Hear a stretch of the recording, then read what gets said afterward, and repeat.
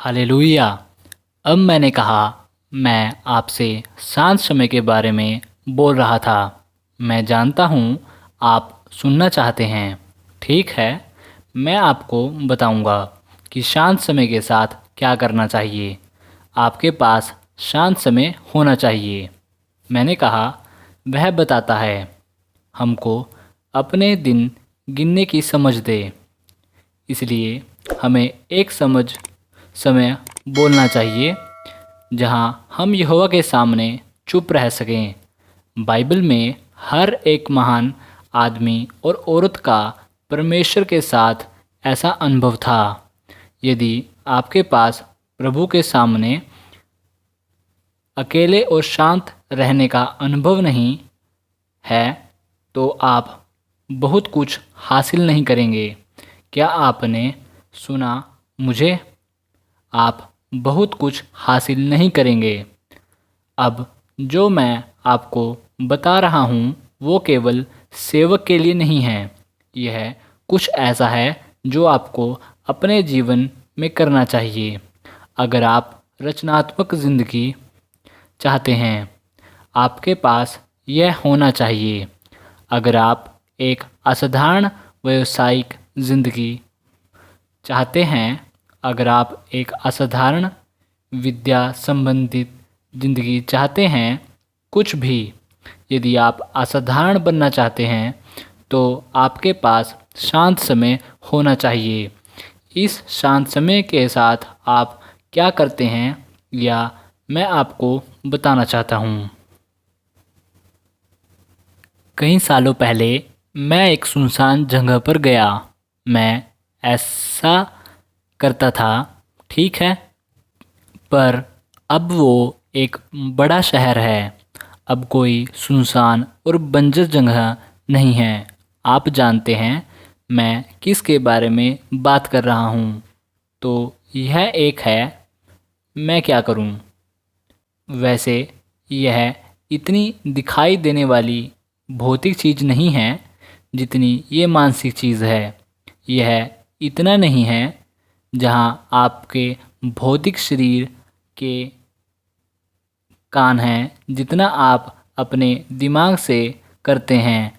आप क्या काम करते हैं, ठीक है, क्योंकि आपको जानने के लिए एक भौतिक जंगल नहीं मिल रहा है और न ही चढ़ने के लिए पहाड़, क्योंकि वह सब उद्देश्यों के लिए था।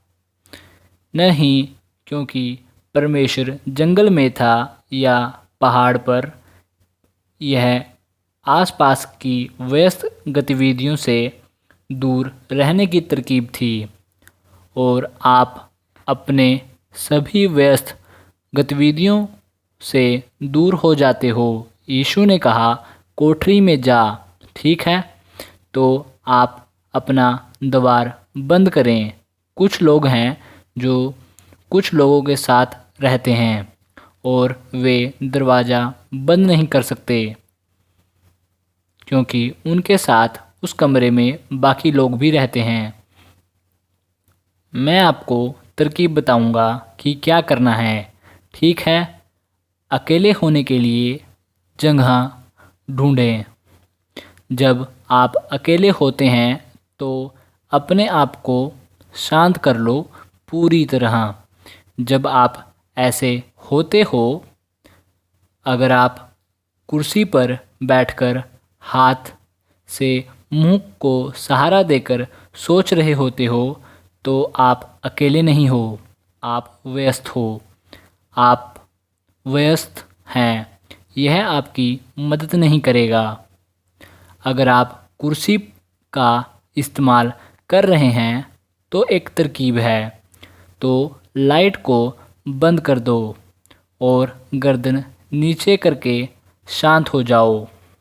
तब लाइट को जला लो और आंखें बंद कर लो और याद करो, 30 मिनट के अंदर आप अपने आप को अंदर पाते हैं। जब तक करते रहिए जब तक आप अपने आप को अंदर नहीं करते, यानी कंट्रोल में। अगर आप समझदार हैं तो कुर्सी के एक तरह कागज तरफ कागज और पेन रख लें, क्योंकि परमेश्वर आपसे बात करने जा रहा है। अगर लिखने का सामान अपने पास रखते हैं तो ये विश्वास है। यहाँ परमेश्वर हमसे कैसे व्यवहार करता है या कहूँ मिलता है, वह विश्वास के क्षेत्र में हमारे साथ व्यवहार करता है या कहूँ मिलता है। अगर आप लिखने का सामान अपने पास नहीं रखते तो वो आपसे महत्वपूर्ण चीज़ें बताने को इच्छुक नहीं होगा। क्यों? क्योंकि वो बताएगा और आप भूल जाओगे। आप समझ गए? नहीं तो आपको कुछ लिखने को मिलता है तो आपको पक्का करना है कि वो आपके पास होनी चाहिए, यानी कागज़ और पेन। इसका इस्तेमाल कि आप तैयार हैं और इसका मतलब कि आप तैयार हैं और यह शुरुआत है। क्या आप मुझे सुन रहे हैं? कुछ लोग इन आसान चीज़ों को लेकर बहुत व्यस्त होते हैं और कुछ मिनटों में पवित्र आत्मा आपकी ज़िंदगी को हमेशा के लिए बदल सकता है। वह आपको एक सफलता और असामान्य सफलता में बदल सकता है। कुछ मिनटों में जब वह आपको कुछ करने के लिए कहता है, कैसे मैं हमेशा जानूं क्या करना है, सुनने के द्वारा, तो मैं आत्मा को सुनता हूँ। जब वह आपसे बोलता है, कुछ लोग कहते हैं, हाँ मैं नहीं जानता, शायद परमेश्वर मुझसे बोलता है। मैं कैसे जानूं ये परमेश्वर है? मेरे दिमाग में यह बहुत आसान है। यह बहुत आसान है। आप जानना चाहते हैं परमेश्वर और आपके दिमाग में क्या अंतर है? यह बहुत आसान है। परमेश्वर के वचनों का मनन करना सीखो। आपका दिमाग गायब हो जाएगा, यानी दूर हो जाएगा। परमेश्वर के वचनों का अधिक शक्ति प्रकटीकरण और प्रबल शक्ति आपके दिमाग के विचारों को धुंधला कर देती है। परमेश्वर की आत्मा उतर जाएगी और चीज़ आप कर सकते हैं। लेट जाओ ताकि आपका शरीर शांत हो जाए।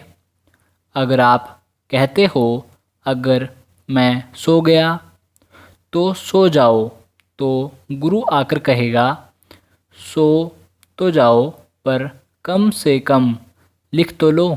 हालेलुया। शायद आपके पास जानकारी देने का यंत्र होगा। आप उस यंत्र से सुपरमार्केट बनाना चाहते हैं या सुपरमार्केट से सुपर मॉल। ये हो सकता है। ये कैसे हो सकता है? उसके द्वारा जो मैंने आपसे कही। सुबह का समय दें, प्रार्थना करें और अपने आप को शांत रखें। जो कुछ भी वह आपसे कहे उसे लिख लो। तब काम पर जाओ। कहीं ना कहीं रात में या दिन में, कहीं ना कहीं जो भी आपको ठीक लगता है। ये तेज नहीं है, सख्त नहीं है, ये तेज शासन नहीं है। कोई और समय चुन ले।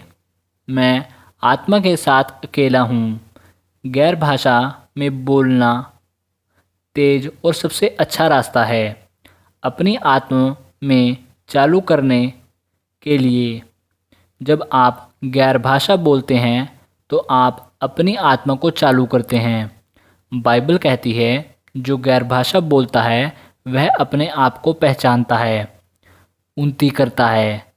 मैं आत्मा से भी प्रार्थना करूँगा, मैं बुद्धि से भी प्रार्थना करूँगा। अगर मैं गैर भाषा में प्रार्थना करूँ तो मेरी आत्मा प्रार्थना करती है।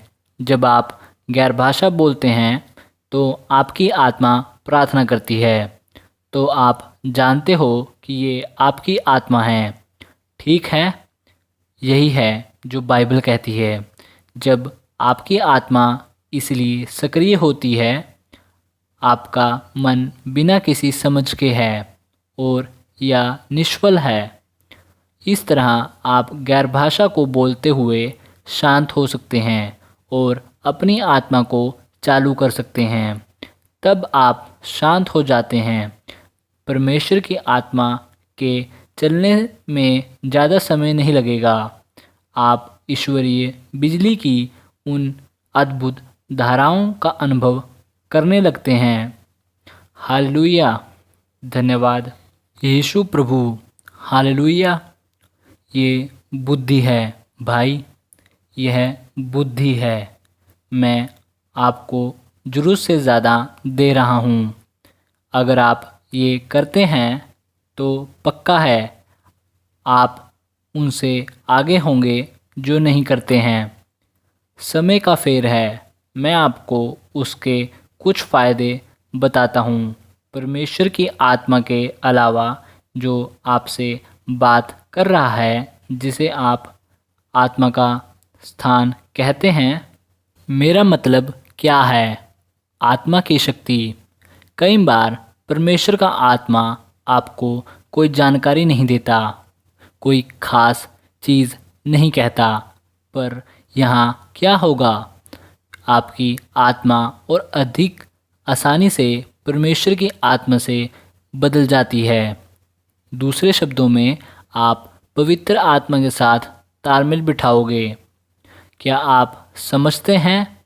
आपकी आत्मा आत्मा के पहिए के साथ तालमेल रखेगी आपके शांत समय के द्वारा। क्या होता है कि परमेश्वर वह आपकी आत्मा में उसी स्थिति में है जो उसके कैलेंडर में है, जिसका मतलब है कि आप अपने आप को परमेश्वर के तालमेल के द्वारा पाओगे। परमेश्वर की इच्छा में, परमेश्वर के उद्देश्य में और परमेश्वर के समय में।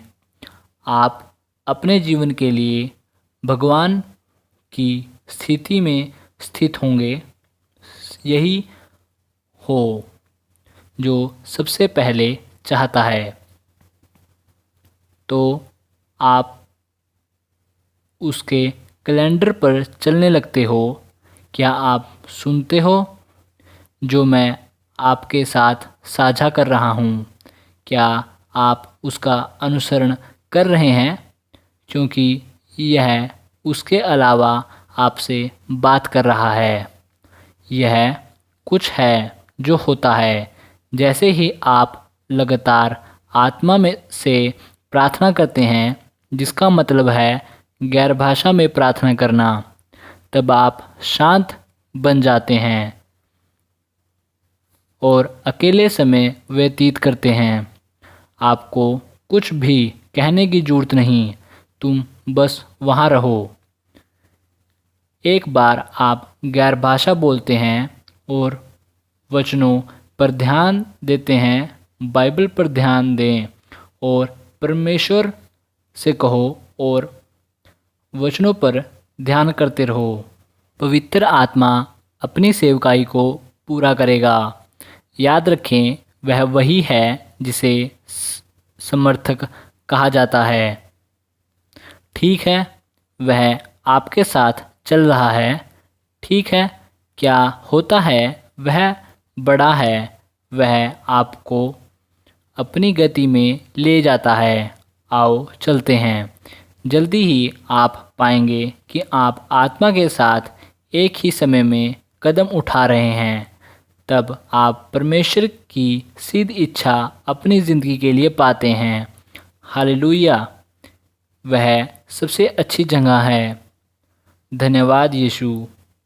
वह सबसे अच्छी जगह है। बहुत से लोग परमेश्वर की इच्छा से बाहर जी रहे हैं। बहुत से लोग। यही कारण है चिंता और खुश न होने का।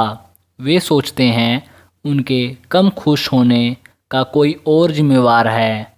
वे सोचते हैं जो मुसीबत वो झेल रहे हैं उसके लिए कोई और जिम्मेवार है। कोई जिम्मेवार नहीं। जब आप परमेश्वर की इच्छा पर चलते हैं तब आप परमेश्वर की आत्मा के साथ तालमेल करते हैं, तो आप पाते हैं कि आपके पास शांति भी है। बाइबल कहती है, जिसका मन तुझ में धीरज धरे हुए है, तू उसकी पूर्ण शांति के साथ रक्षा करता है। आत्मा के साथ समान होने के लिए तालमेल करें। उसका दिमाग उस पर रुका रहता है, यानी मन धीरज धरे है, वह उसे उत्तम शांति से रखेगा। इब्रानी में लिखा है कि वह आपको उत्तम शांति में रखेगा। वह कहता है, शांति शांति, यही है जो वचन कहता है। वह आपको मुखाकृति और वाक्यांश को समझा रहा है। शांति शांति, इसका मतलब क्या है? वह कि शांति के साथ काम कर रहा है, इसलिए उसने 2 बार शांति शांति कहा और इस्तेमाल किया। हालेलुया! आप अब भी वहाँ हैं। आप परमेश्वर की महिमा के लिए पैदा किए गए थे। कोई आपके जैसा न तो था, न ही आज है, न ही कल होगा। तो क्या गुरु के लिए चमके? हे दोस्तों, अगर आप चैनल पर नए हैं तो चैनल को सब्सक्राइब कर लीजिए और नोटिफिकेशन बेल यानी घंटी वाले बटन को दबाना मत भूलना, ताकि आपसे कोई भी वीडियो मिस ना हो। मैं इस चैनल पर आपके लिए पोस्टर, प्रॉफिट, पास्टर उन सब की गवाहियाँ और उनके प्रचार लेकर आऊँगा कि परमेश्वर ने उनसे कौन से काम लिए, उन्होंने ऐसा क्या किया, परमेश्वर की ज़िंदगियों में क्या किया, मैं इस चैनल पर आपके लिए लेकर आऊँगा, चाहे वो पास्टर किसी भी देश से क्यों ना हो। और आखिरी और ज़रूरी बात, इस चैनल को अपने मसीह भाई बहनों और अपने चर्च के लोगों के साथ बांटना मत भूलना, ताकि वे सब मसीह में बढ़ते जाएँ और विश्वास में बढ़ते जाएँ। तो मिलते हैं दोस्तों अगले हफ्ते। अलविदा।